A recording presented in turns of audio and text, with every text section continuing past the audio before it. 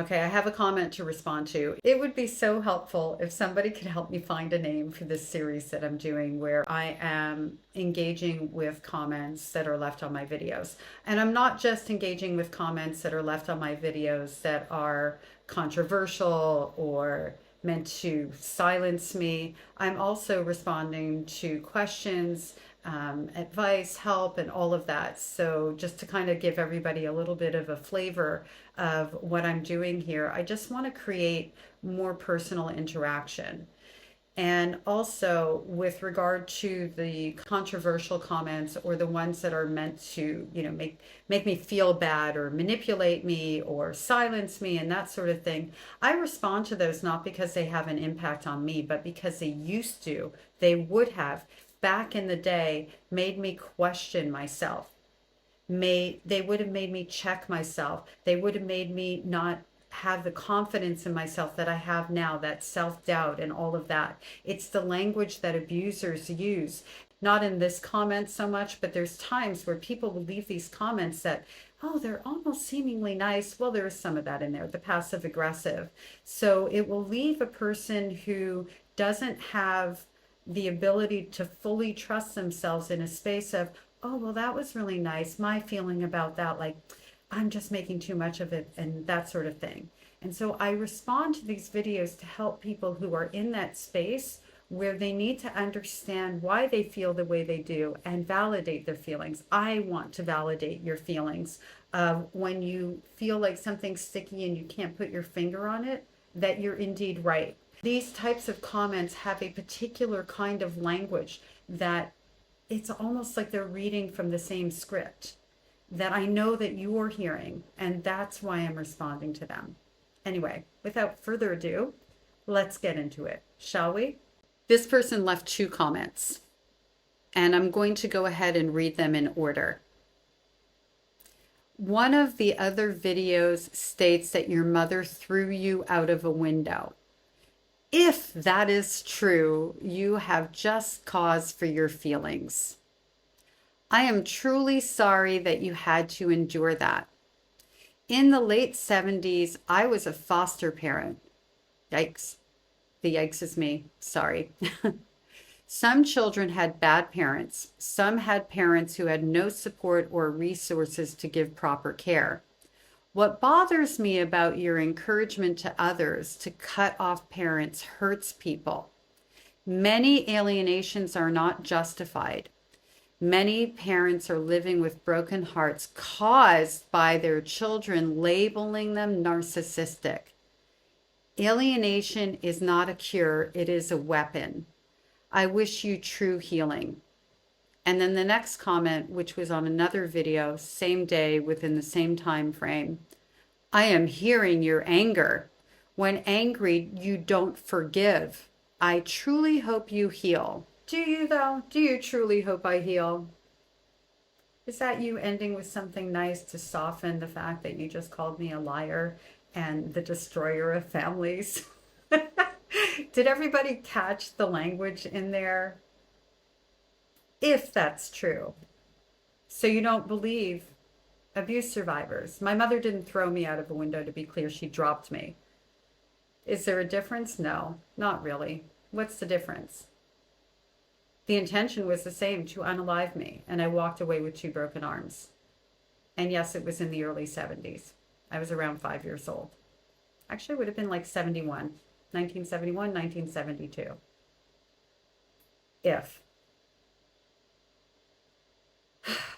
If it happened, you're going to give me compassion, right? You're going to be like, oh, but you don't believe me because you don't want to believe me, because there's something about you and your own behavior that is toxic. It's toxic because you're trying to blame me for alienations and estrangements and say that I'm encouraging that when nothing could be farther from the truth.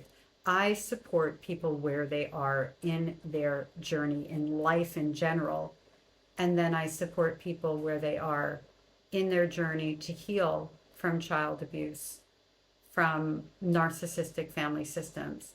And the number one reason for estrangements is because of narcissistic abuse. My platform is about being a survivor of a mother who's a sociopath and a narcissist. I am speaking by and large to a very specific group of people. And not all of those relationships need to end in estrangement. Some of them are low contact. All of those relationships where the parent is a narcissistic abuser only survive with an alteration. And what I mean by that is they survive if the adult survivor of that abuse is able to navigate that relationship through keeping themselves emotionally safe. And typically that's low contact or minimal engagement when there is contact, and having the skill set not to allow that parent to trigger them in the same ways that they did prior to figuring out how to navigate that relationship. Not every single one of them ends. There are relationships out there that are low contact that survive. I don't want anybody to be no contact. I want everybody to be safe. And if to be safe and to be able to heal means that they need to be estranged from their abuser, then that's what they need to do. On another note, I also would never encourage somebody to stay in a relationship with somebody who abuses them, narcissistic or not. It sounds like you would. If you don't believe me, an adult survivor of child abuse, I have to ask, what kind of foster parent were you? How were you treating those children who were in your care because they were being hurt in their homes, abused in their homes? I really have to wonder. It actually devastates me to know that you had access to children with the mindset that you have. I sound angry. Oh no, I'm a bad person who's unhealed because I'm angry. I'm bitter because I'm angry. I'm holding a grudge because I'm angry and I won't forgive. Being angry, sorry for the construction noise. Never a dull moment. Being angry has nothing to do with not forgiving. Being angry is an emotion that we are all entitled to have, to process, to work through, and whatever that looks like for us, it's a healthy emotion. It is not a negative emotion. In fact, I think being angry is a positive sign and emotion because it's the gateway to feeling sad, owning your feelings, processing your feelings, suppressing anger to make people like you feel like we're healed and we're okay, masking our emotions to make people like you feel like we're all good and we're good people. That's what's unhealthy. That's negative. I will never, ever, under any circumstances, forgive my mother. That does not mean that I'm holding anger towards her. She doesn't get that energy from me anymore. She doesn't get to have that part of my life anymore. She doesn't get emotional control over me. I processed my anger the way I needed to process it on my terms. Period. And if I become angry because I have a memory over her or I'm angry at her again, that's okay too. But I'm not. Because I don't have any feelings towards her anymore. I don't have an emotional attachment to my mother anymore. Because I've worked really, really, really hard on, guess what? Finding my healing, which is an ongoing journey. And the part of the journey I'm on now is not about my mother. And just as a side note, I do recognize my mother was created into the person that she was. She was broken into the person that she was. And I also recognize that she could have chosen to do better. Two things can be true at once.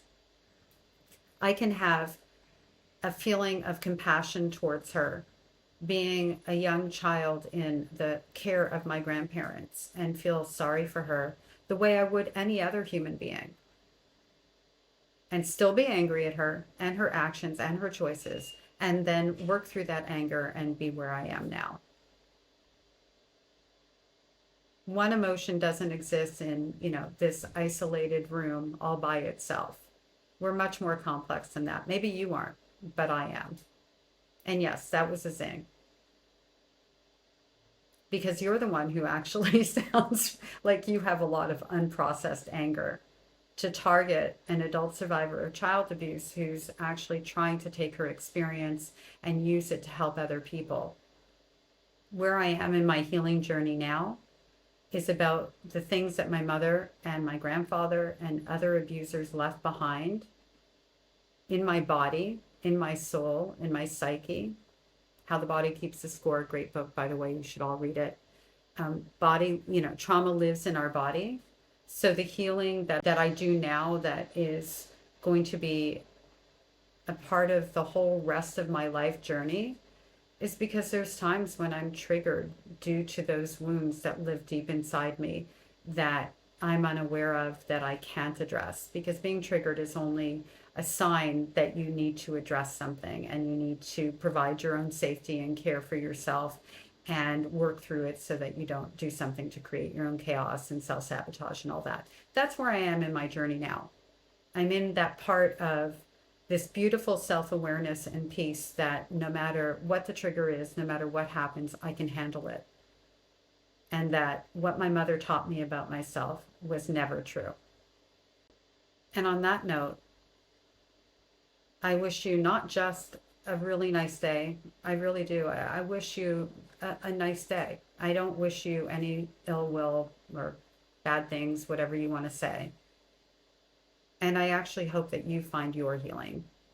I hope you find whatever it is you need to find to understand that coming at abuse victims and accusing them of lying in a backhanded way or not a backhanded way really speaks more about your wounds and where you are and your lack of empathy. It really talks about who you are. So I hope you find your healing, and I wish you a nice day.